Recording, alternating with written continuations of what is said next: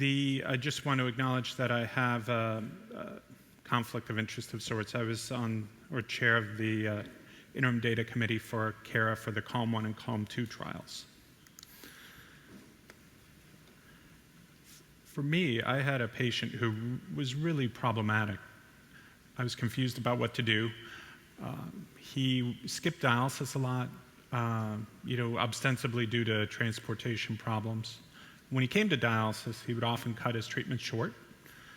When he was on dialysis, for the time that he remained on dialysis, he would often complain of being anxious, uncomfortable, and would need to move. His urge to move was so strong that during dialysis, he would stand, at his chair side, and we'd have to constantly monitor him to keep him from standing and going down.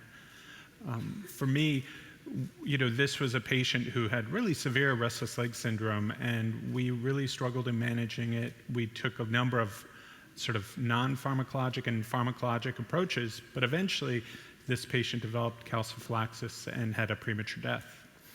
In her review of uremic pruritus as well as restless legs, Jennifer Shearer and colleagues present a similar patient with uremic pruritus.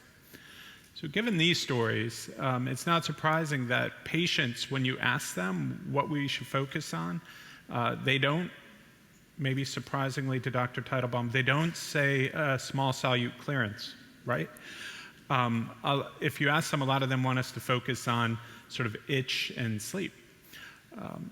Even when they're asked what we should be doing our science in, the areas that we should focus in, they'll say that we should focus more on improving sleep in the setting of dialysis and improving itch in the setting of dialysis.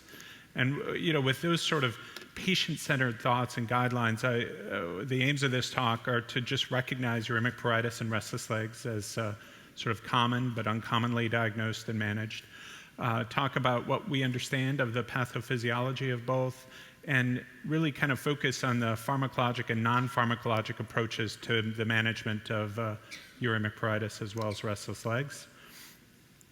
So when I say they're common but uncommonly diagnosed, I think that in order to diagnose these, you have to spend time and talk to the patients and get an assessment of how they're doing and what's bothering them. And it is easier to decide or to assess if their dialysis is adequate or not. That takes a lot less time. As evidence of this, if you look at the diagnosis of restless legs using the USRDS and sort of a code-based measure, only 0.8% of patients have restless legs, for instance, but we know that the prevalence, if you do surveys, cross-sectional surveys, is much higher. In addition, we know that for both, it's likely that transplant will improve both itch and restless legs, but not that many of our patients get transplanted, so it sort of behooves us to have other treatments to improve their quality of life and outcomes. This is just one way to think about it, that both uremic pruritus and restless legs probably have a negative impact on quality of life, definitely morbidity, as well as perhaps mortality. We'll go into the sort of source data of this, but in general, it's thought that uremic pruritus is present in both PD and HD. There's pretty strong data, consistent data over time suggesting that at least moderate itch is prevalent in about 40% of hemo patients, and it's a little bit higher in PD, maybe present more in men than women, and it's associated with decreased quality of life, depression, increased risk of mortality, and cardiovascular outcomes. I really love these figures. And so I'm going to present a couple of them. But this one just demonstrates that uremic pruritus begins prior to dialysis. And this is from the CK-DOPS data, where they demonstrated that at least moderate itch was present in 24% of patients. It was present in older patients, more advanced kidney disease, lung disease, diabetes, as well as depression. If you were itchy versus not itchy, you had a lower quality of life, more depression, and restless sleep. And this is from Rayner et al. In CJASN, demonstrating that over time, the prevalence of uremic pruritus has been pretty stable.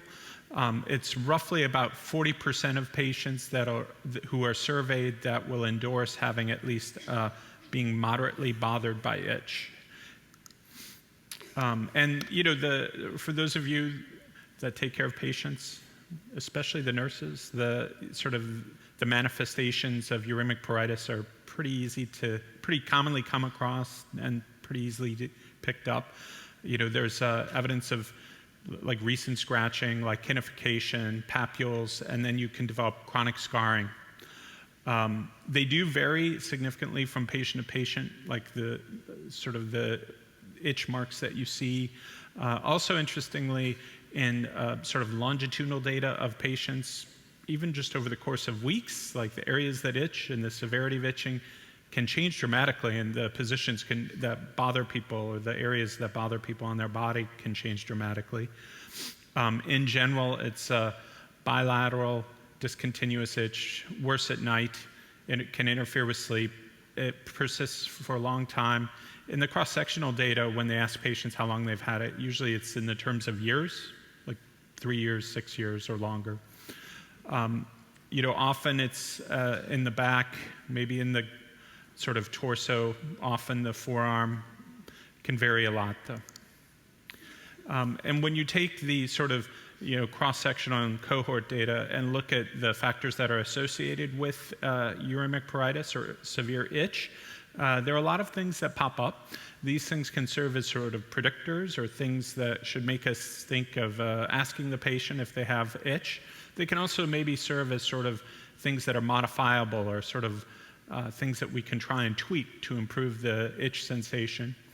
Uremic pruritus has been associated with older age, smoking, lower dialysis adequacy, low flux, inflammation, high ferritin, higher calcium and phosphate, and underlying depression, as well as hepatitis C.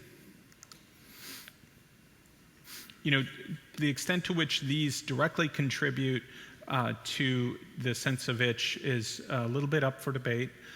This is a figure laying out the whole range of things that have been posited to have a pathophysiologic role in uremic pruritus, ranging from just dry skin to uremic toxins and a range of uremic toxins.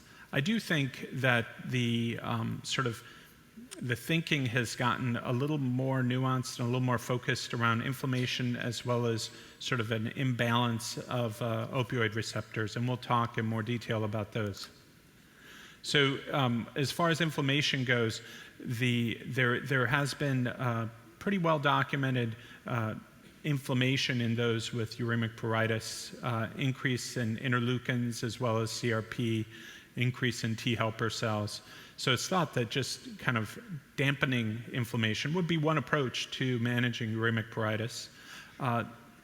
To date, the data supporting the role of histamine in uremic pruritus is not very strong.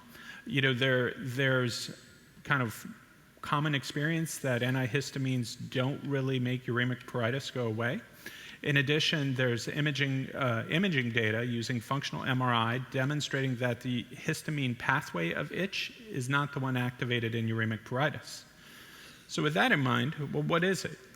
And there's another itch pathway that is related to opioid receptors, and why these opioid receptors are dysregulated in uremia, it's not quite clear. It's thought that there's a proliferation of pruritus-mediating nerves in uremia, and there's also maybe a increase of endorphins and an increased stimulation of mu-opioid receptors. And this stimulation of the mu-opioid receptor is what leads to, or contributes at least, to uremic pruritus. For uremic pruritus in PD versus HD, really it's thought that PD, it may be a little bit more common. Really not super strong data, just a comparison of different cross-sectional studies. In both, it's thought to be related to KT over V. It's thought to be related to levels of serum albumin, which may be a proxy for inflammation. One of the studies demonstrating the relationship to clearance is demonstrated here. This is a study, a prospective cohort study of 88 patients in China, where they followed weekly itch as well as weekly estimates of weekly clearance, and demonstrated that with more severe itch, your clearance was diminished.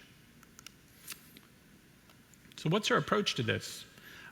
For those of you that have been in dialysis units, you may recognize the rake, right? They're, using a tool to be able to scratch the back is pretty common. And this is a nice cartoon from one of my former fellows who's gone on to do a fair amount of illustrating. So I would say while there isn't a consensus on management, it is kind of exciting because we do have this sort of emerging understanding of the underlying pathophysiology. So as far as where to begin, I think that optimizing the dialysis modality and treatment, given that we're nephrologists and that's kind of our hammer, is something we can do. Increasing dialysis dose if necessary, using high flux dialyzer, that would make sense. Skin rehydration therapy has very modest data, but it seems like a very low risk approach. And then nutrition, having a low FOS diet, lowering PTH levels. And this is the sort of data supporting that. In addition, from a pharmacologic standpoint, you can use the gabapentinoids. These gabapentinoids act on voltage-gated calcium channels centrally. They have side effects of drowsiness, confusion that we're all familiar with, but they do seem to work in uremic pruritus, and we'll talk a little bit more about that. And then there's a sort of an ongoing list of agents that are active against opioid receptors that we'll also spend some time discussing. When you look at the sort of sum of all the data thus far, there have been a large number of trials, about at least 44 and counting trials. Of those 44, they have 2,200, 2,300 patients that were randomized. For the 44 trials, there were 39 different agents that were tested. So there have been a lot of kind of one-offs with uremic pruritus.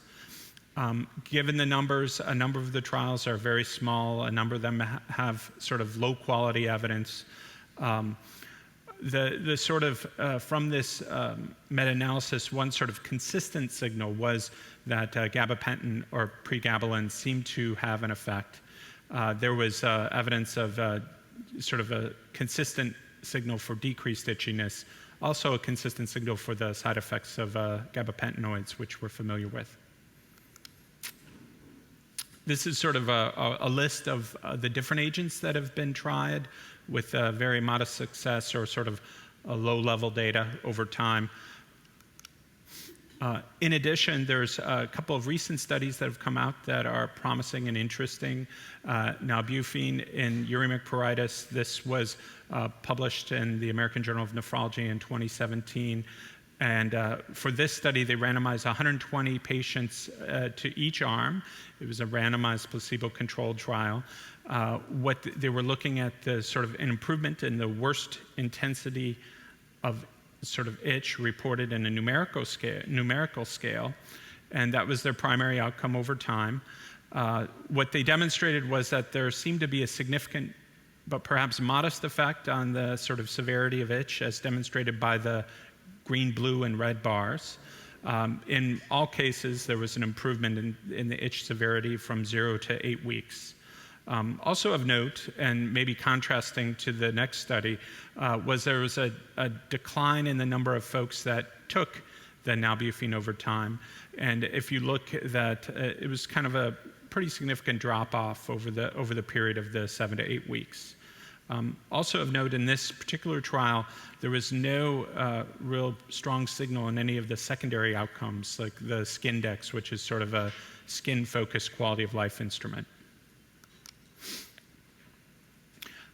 So this is data that was just published in the New England Journal this week, and it is the product diphyllocephalin, or otherwise known affectionately as CR845.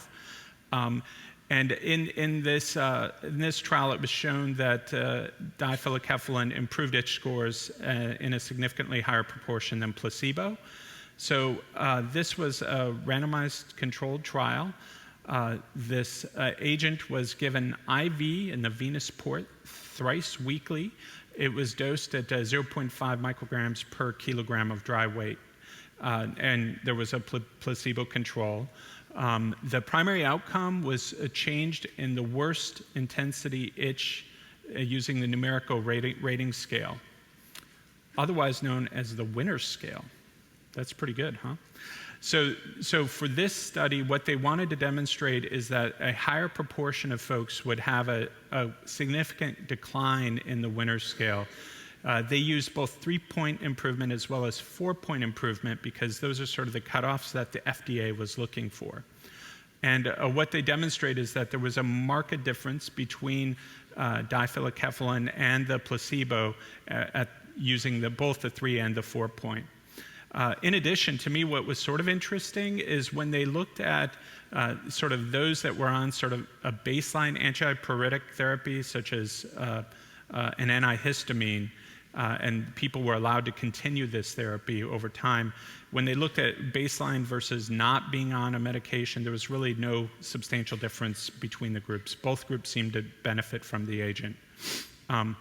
Also sort of supporting the effect of the agent were the secondary outcomes. They used the 5D itch score as well as the Skindex-10. And the Skindex-10 is a sort of general quality of life instrument that is skin focused. So you attribute those changes in your quality of life to the changes in itch. And the diphyllocephalin seemed to, over the period of 4 to 6 weeks, have its largest effect. As far as the adverse events that were noted were diarrhea, some dizziness, as well as nausea, vomiting. And those were at a sort of a substantially higher rate than the placebo. So, while the sort of opioid agonists or antagonists are very interesting, they haven't yet been FDA approved. There are a number of different studies that are ongoing with these agents, and they're looking to garner FDA approval. In the interim, what approach can we use? This is sort of a nice sort of algorithm used by Shearer et al. In AJKD in 2017. So if you have uremic pruritus, consider the quality of dialysis, use moisturizers, consider gabapentin, and then go to the agents with not as strong a data. So we go from itch to restlessness. And the patient I described had such severe restlessness that he really couldn't sit still for dialysis. He had to get up, he had to get going, and he would stand during dialysis, much to our dismay. The sensations associated with restless legs are pretty individualized. In general, it's just an uncontrollable urge together with different types of sensations.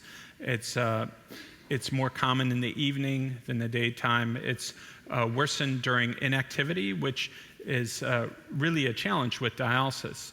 So, for example, one way that they screen for restless leg syndrome is to do a SITS test, where they have the patient who has putative RLS sit in a chair for an hour. And I'm like, well, how about 3 or 4 hours, right? So for us, the inactivity is associated with dialysis may be exacerbating the restless leg syndrome, and then it's relieved by movement. The range of folks who are on dialysis and have restless legs really varies a lot depending on the tool that you're using and the type of patient or population that you're talking to. It ranges from 6 to 60%. In general, using a sort of a careful approach, the cross-sectional prevalence is probably around in the middle, around 30%. In general, you can imagine that having a longer duration of dialysis, being more inactive, would trigger more RLS. RLS itself is associated with insomnia, associated with muscle atrophy, decrements in quality of life, and sort of anxiety and depression. Kind of in newish data, looking at sort of cross-sectional scores relating RLS to sort of sleep, you can see that for those that had RLS, they had sort of a worse overall sleep quality, and that sleep quality was sort of worse across the board when you look at the individual subscales that comprise the total score. Using sort of the same cross-sectional approach, there were decrements of quality of life between those who are characterized as non-RLS versus RLS, and those decrements are in both physical and mental well-being. In general, just the sort of quality of life motivations should prompt us to assess and treat. In addition, there's been some interesting data linking RLS to cardiovascular outcomes as well as mortality. The mortality risk in end-stage renal disease was kind of first noted in the early 2000s, and in part it was attributed to like the early sign-off and the dialysis adherence issues that you see. This is the same sort of cross-sectional data from our group, where we demonstrated that there was sort of a dose-response relationship with the severity of restlessness of the legs, and that those that had more severe restlessness were more likely to have a mortality event over time. Why do we have restless legs in dialysis? I think that question it's still open. We don't really have a great understanding of why folks who are on dialysis have a higher propensity for restless legs. In the general population, it's likely that about 5% have some restless legs. In the general population, the dopaminergic pathways have been strongly implicated. In addition, iron deficiency has been strongly implicated, such that if you have a patient in the general population who has restless leg symptoms, you should screen for iron deficiency, and if they are iron deficient, you treat that, and they may get better. And this is related to dopamine in that iron is in the pathway for dopamine metabolism centrally. There also may be dysfunction of the central opiate system. For those folks with severe restless legs, opioids are something that they'll use in sleep centers that specialize in this, so maybe opioids. Is it that there's damage to the peripheral nerves? Is it that there's some sort of uremic toxin floating around to exacerbate it? It's hard to say. We do know in general that it's thought people who get transplanted have an improvement of their restless legs. Other potential causes that are sort of largely, or potential causes that are correlative would be levels of homocysteine, markers of sort of biomarkers of inflammation such as CRP and parathyroid hormone. So where do we go as far as treatment? I mean, I really struggled with that patient, and I was pulling out kind of all the stops.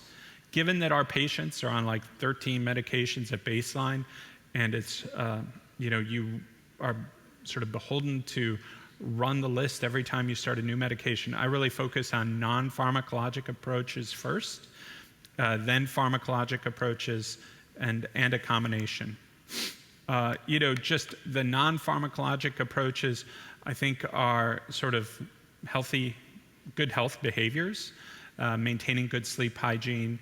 That means no TV in the bedroom, just kind of limiting what's going on in the bedroom, tobacco, alcohol, caffeine use, increasing exercises, and then kind of running the list of medications that the patients are on and discontinuing anything that's associated with RLS.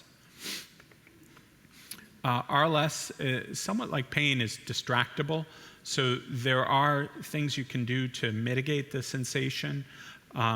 These are things that are hard to do while you're on dialysis, but some of them aren't impossible. Walking, stretching, taking a bath, massage, acupressure, and relaxation techniques have all been associated with decrements in RLS symptoms. Some things that are emerging haven't been tested rigorously in the ESRD population, but transcranial stimulation, sort of using compression boots to decrease the sensation of RLS, vibrating pads, as well as acupressure. One thing that's sort of interesting to me is the use of exercise training, and to me this sort of makes sense because you may get a cardiovascular bump, but in addition, you're addressing the need to move that develops while you're sitting. And there's sort of a nice literature that's been developing. Sakis et al. Have done a number of studies looking at the implementation of sort of the stationary bike while you're on dialysis. And it seems promising, and it would be a very reasonable approach to people who have these symptoms during dialysis. There was the Freedom study was a cohort study of folks that were on the next stage that followed their outcomes longitudinally, and they also noticed that there was an improvement in RLS severity associated with short in-home daily dialysis and a reduction in sleep disturbance. And I had a couple thoughts about this. I think that, in a way, it really makes sense that if you have restless legs, if you're able to change the sort of timing and location of dialysis, for example, if you're doing dialysis in the evening in center and you're able to move it to the morning at home, like that may improve restless legs. There may be an improvement also from increased clearance. And it just may be like having that sense of control helps as well. So this was an approach that had a pretty substantial effect that was observed in a cohort study. As far as pharmacologic management that's FDA approved, gabapentin is out there, and gabapentin is pretty commonly used in ESRD patients. Also, the dopamine agonists such as ropinirole, which is one that I like to use, are possible. There was also a recent study as of 2016 of rotigotine, which is a patch.